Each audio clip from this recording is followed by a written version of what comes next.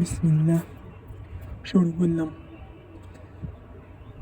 আল্লাহ গোসল আনছিলাম, এর গোসল আসিল তো হিন্দু আজ আর কিছু রান্ধিয়েন না, আজ খালি বেগুন ভাজি চলব। ঠিক আছে নি, আজ খালি বেগুন ভাজি দেখাম। এবারে চাই বিয়ে আর কিছু রান্ধন যায়নি। বহুত দিন আগে খেয়েছিলাম বেগুন ভাজি, প্রায় 3 বছর আগে। তো আজ আবার ট্রাই করলাম। তাহলে বেগুন ভাজি করতে গেলে বেগুন পড়ে যায়, ঝামেলা তো যাবে।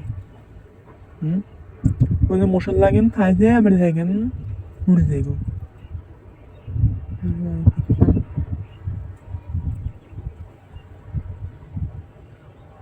তারপরে আর ওদেরও আশ করে, জামাইও আশ করে বেগুন ভাজি।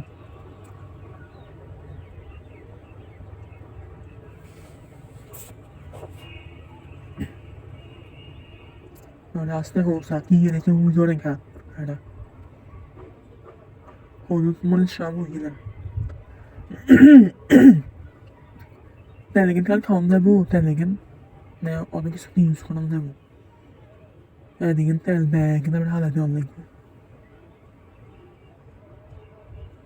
এয়া হলুদ মরিচ বেশি হয়ে গেছে মনে হয়, হ্যাঁ নেই হয়ে যায় দেখুন, আর কমা দিলে হইতো। আবার ইয়া করলে পেঁয়াজ পেঁয়াজ দিয়ে মরিচ কিনলেও ভাত আছে, এমনি ভাজিও স্বাদ আছে।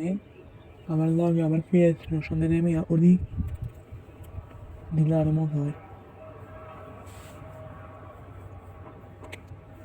আজ চলবো কি বেগুন ভাজি আর গরুর মাংস।